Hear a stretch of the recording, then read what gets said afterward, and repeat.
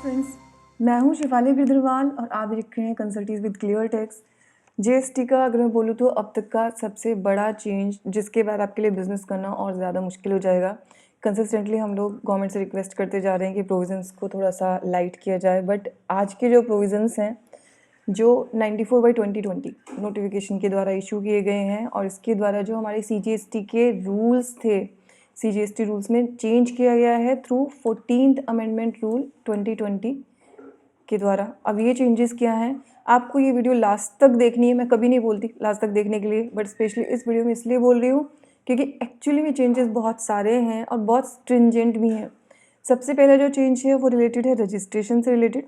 तो पहले जो रूल 4A होता था हमारे सीजीएसटी रूल का, उस रूल 4A में सिर्फ ये लिखा था कि आप आधार के लिए ऑप्ट कर सकते हो। अब जो पुराना रूल 4A है, तो मैं एक बार आपको पुराना रूल 4A भी दिखाऊंगी। रूल 8(4)A, इस रूल 4A के अंदर लिखा था applicant shall while submitting an application with effect from 1/4/2020 go authentication of Aadhaar number. इस 4A को क्या किया, सब्सटीट्यूट कर दिया। मतलब इस 4A की जगह अब क्या पढ़ा जाएगा वो देखो।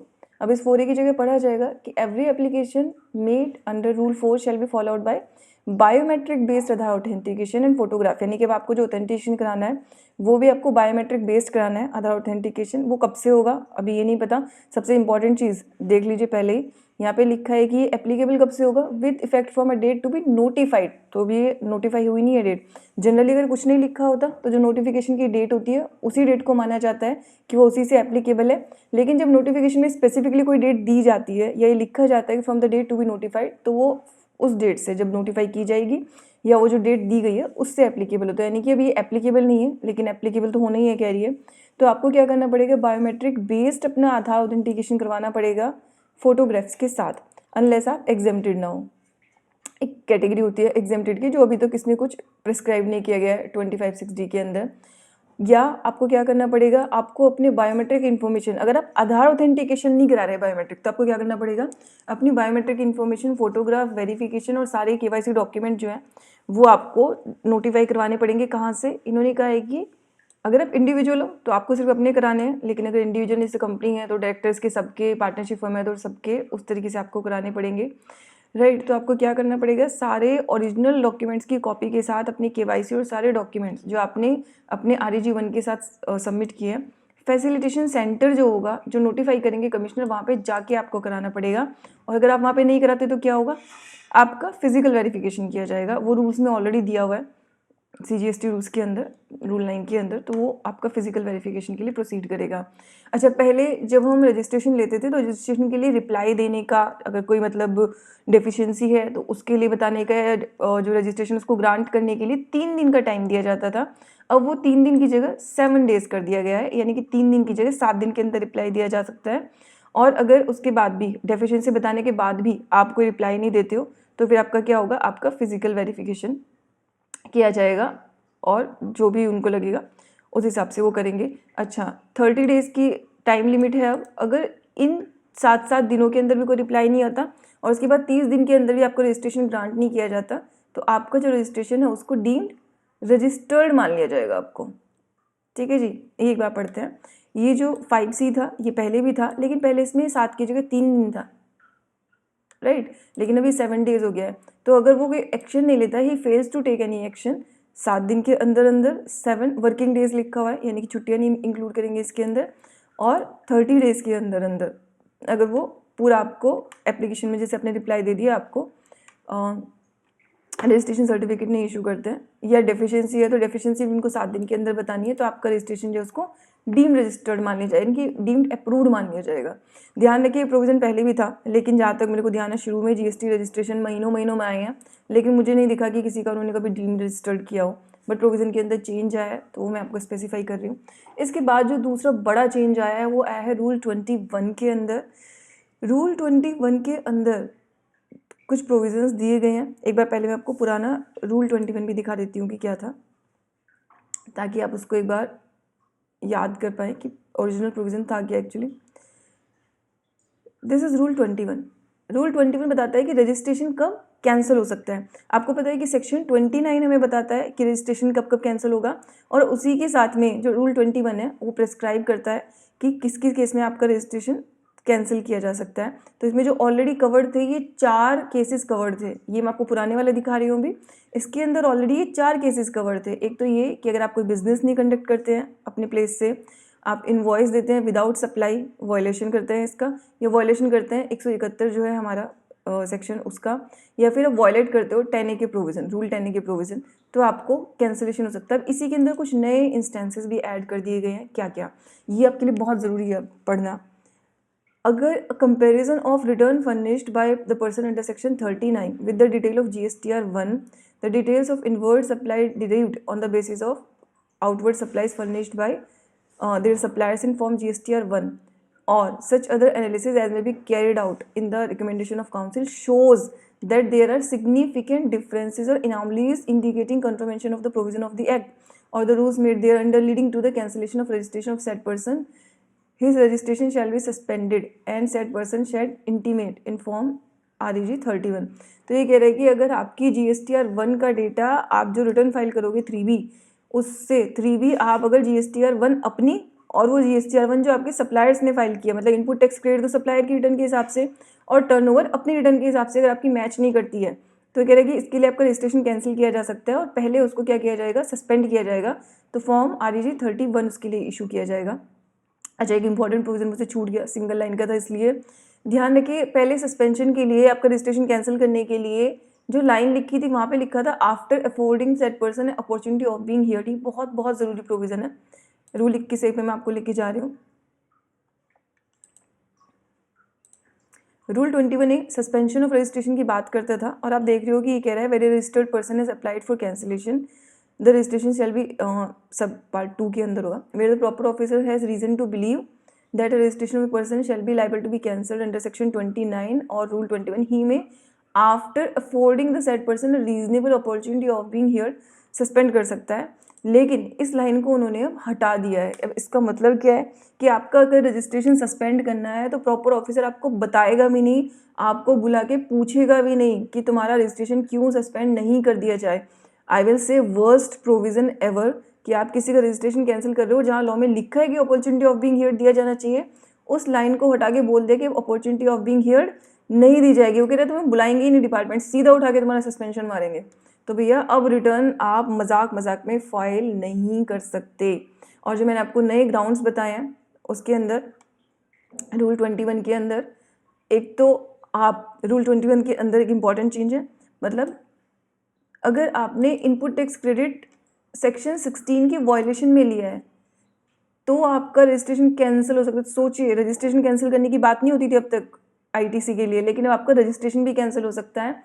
और साथ में अगर आपने जो GSTR 1 फाइल की है सेक्शन 37 में, अगर उसमें जो आपने टर्नओवर दिखाई है, सप्लाईज डिक्लेयर की हैं, और आपकी जो 39 की जो वैलिड रिटर्न है यानी कि 3B, उसके अंदर जो सप्लाई दिखाई है वो ज़्यादा है, मतलब 1 के अंदर ज़्यादा है, 3B के अंदर कम है, तो भी आपका रजिस्ट्रेशन कैंसिल हो सकता है। और अगर आप प्रोविज़न 86B के जो प्रोविजंस हैं उनको वायलेट करते हैं तो भी आपका रजिस्ट्रेशन कैंसिल हो सकता है। 86B इन्हीं रूल्स के द्वारा इंसर्ट किया गया है, पहले सिर्फ 86A रूल था, 86B इसी के अंदर इंसर्ट किया है जो नीचे अभी इसी के अंदर आएगा। तो आप देख रहे हो कितने स्ट्रिक्ट प्रोविज़न कर दिए गए हैं।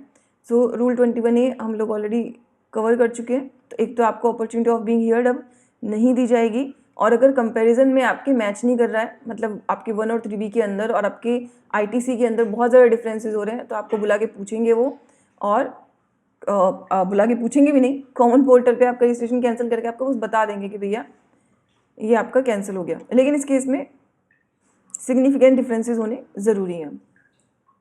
अच्छा, बाकी कुछ छोटे छोटे चेंजेस हैं उनको मैं नहीं कवर कर रही हूँ अभी।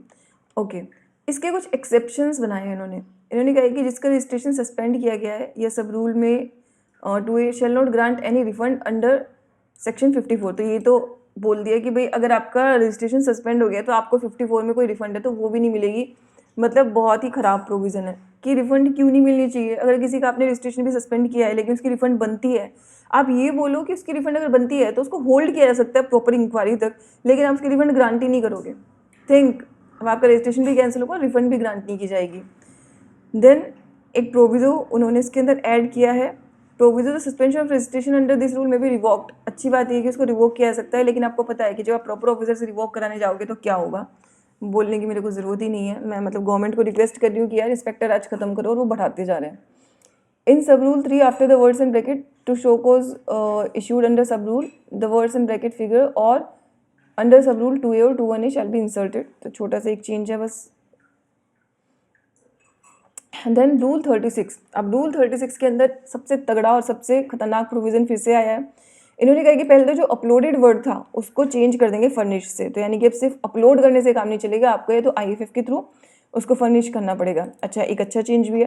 उन्होंने कहा कि पहले तो IFF था नहीं, तो उसको कवर नहीं किया गया था रूल 36 में। यहाँ पे उन्होंने उसको भी इसके अंदर इनकॉर्पोरेट कर लिया है। उन्होंने कहा कि by the supplier under sub section 1 of section 37, यानी कि 37(1) जो हमारा GSTR 1 का सेक्शन है, at both places where they occur the word letter figure in form GSTR 1 और यूजिंग द IFF फैसिलिटी। तो यानी कि 36(4) के अंदर जो मुझे अब राइट मिलता था अपने इनपुट टैक्स क्रेडिट को यूटिलाइज करने का, वो कह रहा है कि वो आपको GSTR 1 फर्निश करने पे या IFF के थ्रू फर्निश करने पे, दोनों में आपको मिल जाएगा। For the figures and words 10%। अब ये सबसे खतरनाक है, 5%। यानी कि अब तक तो आप ITC पे लड़ रहे थे, कह रहे थे कि 10% ज़्यादा क्यों, मैं तो अपना पूरा लूँगा। गवर्नमेंट कह रही है भी रुक जा भैया, 10% भी छोड़ दे, अब तो 5% भी आ जा।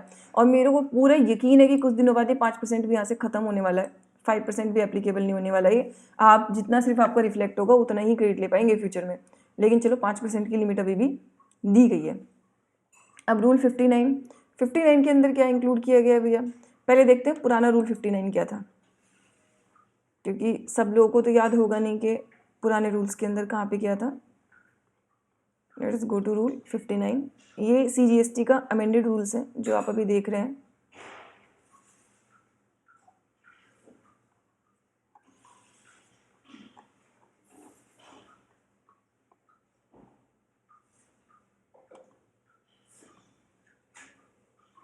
So rule 59 was about returns, यानी कि फॉर्म एंड मैनर क्या होगा आउटवर्ड सप्लाई की रिटर्न फाइल करने का GSTR 1 का। अब देखते हैं कि इसके अंदर क्या चेंज किया गया है। इसके अंदर वो कह रहे हैं कि registered person shall not be allowed to furnish the details of outward supplies of goods और services in form GSTR 1 if he has not furnish the return in GSTR 3B for the past 2 month. वो कह रहे हैं कि भैया GSTR 3B file नहीं करोगे तो GSTR 1 भी ब्लॉक कर दी जाएगी। तो ये इसलिए लाया गया है प्रोविज़न कि लोग क्या करते हैं, GSTR 1 फाइल कर करके क्रेडिट तो आगे पास ऑन कर देंगे, रिफ्लेक्ट करा देंगे 2A के अंदर, 2B के अंदर। 3B फाइल नहीं करोगे तो पेमेंट तो करोगे नहीं फिर आप टैक्स का। तो वो कह रहे हैं कि हम तुम्हारी GSTR 1 ही ब्लॉक कर देंगे अगर आपने लगातार 2 महीने तक अपनी GSTR 3B फाइल नहीं की तो। The registered person required to furnish, अब जिनको क्वार्टर करना है तो उनके लिए एक प्रीसीडिंग टैक्स पीरियड की बात कर रहे हैं, मतलब जिनकी मंथली है उनके लिए 2 महीने और जिनकी क्वार्टरली है उनके लिए सिर्फ 1 क्वार्टर दिया गया है।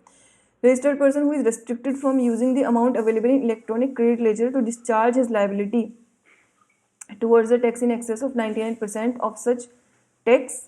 ये पहले रूल 86B देखेंगे तब आपको ज़्यादा अच्छे समझ आएगा। तो रूल 86B इसी के नीचे दिया गया है। अब रूल 86B क्या है, rule 86B is restriction on use of amount available in electronic credit ledger. इसीलिए कहा था कि एंड तक देखना, एंड तक इस पे जो है मतलब आपको झटके पे झटके मिलेंगे। तो ये लास्ट झटका है 86A के बाद छोटे छोटे से कुछ प्रोविजन हैं, बहुत ज़्यादा नहीं है। 86B कह रहे हैं कि अब एक नया प्रोविजन और ले आई है, कह रहे हैं कि भैया जो तुम्हारी अमाउंट अवेलेबल है इलेक्ट्रॉनिक क्रेडिट लेजर में उसके यूज़ पे रिस्ट्रिक्शन भी लगा सकते हो। तो 86A में ब्लॉक करने का राइट तो दे ही रखा है, भी नई रिस्ट्रिक्शन क्या लगानी है, गवर्नमेंट को इतनी रेस्ट्रिक्शंस लगा देनी है, इतनी रेस्ट्रिक्शंस लगा देनी है कि बिजनेस करना मुश्किल ही हो जाए टैक्स पेयर के लिए। अभी कह रहे हैं कि भैया notwithstanding anything contained in these rules, the registered person shall not use the amount available in electronic credit ledger to discharge his liability of output tax in excess of 99% in cases where the value of taxable supply other than exempted supply in a month is more than 50 lakh rupees. सबसे गंदा और सबसे घटिया provision है ये। अगर आपकी 50 लाख से ज़्यादा की आउटवर्ड सप्लाई है पर मंथ तो आप 99% से ज़्यादा अपना ITC यूज़ कर ही नहीं पाओगे। इसका मतलब जो ऊपर वो 5% वाला लिखा है 36 वाला, वो भी फिर यूज़लेस हो गया इनके लिए। यानी कि जिनकी 50 लाख से ज़्यादा टर्नओवर है उनको 5% भी एक्स्ट्रा नहीं मिलेगा।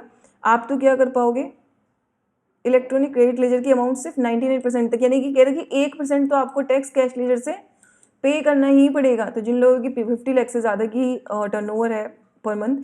वो कह रहे हैं कि आपको 1% यानी कि आप अपनी सेल्स का सारा अमाउंट आईटीसी लेजर यूटिलाइज करके पे नहीं कर सकते। मुझे पूरा यकीन है कि इसके अगेंस्ट पूरी की पूरी बिजनेस कम्युनिटीज़ खड़ी होंगी और ये प्रोविजन स्ट्राइक थ्रू करना पड़ेगा गवर्नमेंट को।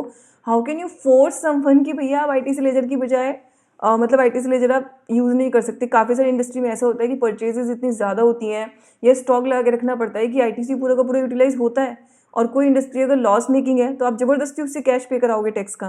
तो डेफिनेटली ये बिल्कुल बिल्कुल सबसे ड्रैकोनियन प्रोविजंस है अब तक जीएसटी के। अच्छा, कुछ जगह पे उन्होंने लिखा है कि ये जो रिस्ट्रिक्शन है वो अप्लाई नहीं होगी, इसके कुछ एक्सेप्शंस भी दिए हैं। अब आप एक्सेप्शन देखना क्या क्या, मतलब कितनी ही, इस तरह का वर्ड यूज़ नहीं करना चाहती, मतलब बहुत ही स्टूपिड टाइप ऑफ एक्सेप्शंस हैं। इनकम टैक्स को यहाँ पे लाके लिंक कर रहे हैं, मतलब what is the connection of GST liability with the income tax. अब क्या उन्होंने एक्सेप्शन लिखा है वो भी आप देखिएगा। द सैड पर्सन और द प्रोप्राइटर और कर्ता और द मैनेजिंग डायरेक्टर और एनी ऑफ इट्स 2 पार्टनर्स और होल टाइम पार्टनर्स, तो ये सारे के सारे तो प्रोप्राइटर करता ये कह रहे हैं, have paid more than 1 lakh rupees as income tax in the income tax act. तो भैया आपने पिछले साल में अगर इनकम टैक्स 1 लाख रुपये से ज़्यादा का दिया है तो आपको आईटीसी 99% से ज़्यादा यूटिलाइज करने देगा। मतलब आपको कोई सेंस बनता है इन चीज़ों का? मुझे तो बिल्कुल नहीं बनता फिलहाल। 2 फाइनेंशियल ईयर्स में आपने 1 लाख रुपये से ज़्यादा का इनकम टैक्स दिया हो, अब पहले तो ये ज़बरदस्ती कि लाख रुपये से ज़्यादा का इनकम टैक्स दो।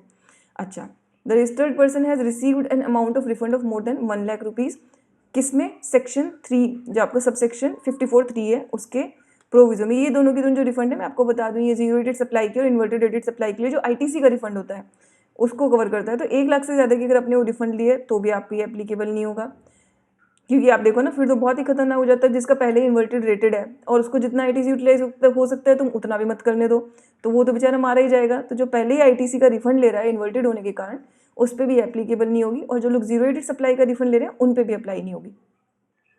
The registered person has discharged his liability toward the output tax through the electronic cash ledger for an amount which is in excess of 1% of total output tax liability applied cumulatively up to the said month। अब उस महीने तक आपने 1% से ज़्यादा, मतलब आपने कभी भी जो उस महीने तक का आपका एवरेज है उसमें आपका 99% आ रहा हो कि आपने क्रेडिट लेजर से पे किया है, उससे ज़्यादा ना आ रहा हो, मतलब कम से कम 1% तो आप टैक्स पे करते ही हो। और रजिस्टर्ड पर्सन ही, ये मैं आपको एक एग्जाम्पल के साथ समझाती हूँ। मान लीजिए आपकी 10 लाख रुपए की लायबिलिटी है, तो वो कह रहे हैं कि 9,99,000 रुपये, कम से कम उतना तो तुम्हें क्रेडिट लेजर से मैक्सिमम उतना ही पे कर सकते हो। तो मतलब अगर आपकी 10 लाख की लायबिलिटी है तो कह रहे हैं कि कम से कम आपको 10,000 रुपये उतना तो आपको कैश लेजर से पे करना ही पड़ेगा। अच्छा, बट वो कह रहे हैं कि अब तक का एवरेज अगर ठीक था तो चलो 1 महीना तुम्हें करने देंगे। Registered person is a government department है, public sector undertaking, local authority और स्टेचुरी बॉडी है। Provided further that the commissioner और an officer authorised by him in this behalf में रिमूव द सेट रेस्ट्रिक्शन। और डिपार्टमेंट से अगर restriction कोई remove करानी है तो वो कितना कठिन है, आसान भी है कुछ लोगों के लिए बट कितना कठिन है हम सबको पता है वैसे। देन 138E, ये ई वे बिल के अंदर थोड़ा सा चेंज किया गया है। जो कॉलम 100 किलोमीटर्स की जो लिमिट दी जाती थी पहले, वो अब 200 किलोमीटर्स की दे दी गई है, और 2 मंथ्स की जगह 2 टैक्स पीरियड। ई के अंदर जहाँ पे blockage of E way bill होता था पहले 2 मंथ्स लिखा था, अब 2 टैक्स पीरियड्स लिख दिया गया है। तो ये हमारे मेजर चेंजेस हैं। मैं इसमें बोलूँगी कि रूल 86 भी बहुत बड़ा हम लोगों के सर पे बोझ होने वाला है। अपार्ट फ्रॉम दैट काफ़ी स्ट्रिंजेंट प्रोविज़न है। मैं इसके एक एक प्रोविज़न को ना डिटेल में सिंगल प्रोविज़न के लिए भी आपके लिए वीडियोस लेके आऊँगी, बट आज आपके लिए ओवरऑल ये सब कुछ जानना ज़रूरी था। ध्यान रखिए आपके लिए ना प्रैक्टिस करना और ज़्यादा मुश्किल होने वाला है, और बिजनेसमैन के लिए बिजनेस करना तो बहुत ही मुश्किल होने वाला है। इसी के साथ ये वीडियो में क्लोज कर रही हूँ। Thank you so much. अगर आप जीएसटी डिटेल में सीखना चाहते हैं तो फिर आप हमारा कोर्स उसके लिए ज्वाइन कर सकते हैं। हम अपने कोर्स को अपडेट कर रहे हैं, यानी कि जो नए रिटर्न्स हैं 3B के अंदर जो चेंजेस आ रहे हैं वो सब भी हम उसके अंदर इनकॉर्पोरेट कर रहे हैं डिफरेंट सेशंस के थ्रू, और जो कुछ रिसेंट नोटिफिकेशंस आए हैं उनको भी, साथ ही जो इंपॉर्टेंट केस लॉज अभी तक चल रहे हैं उनको भी हम उसके अंदर कवर करते हैं डिफरेंट सेशंस के थ्रू। तो अगर आप डिटेल में सीखना चाहते हैं तो आप हमारा कोर्स ज्वाइन कर सकते हैं। अगर आप बिगिनर हैं, स्टूडेंट हैं, आपको बहुत ज़्यादा ऑलरेडी टैक्सेशन की नॉलेज नहीं है, तो हमारे पास एक स्पेसिफिक कोर्स भी है बिगिनर्स के लिए, आप वो वाला कोर्स जीएसटी को ज्वाइन कर सकते हैं।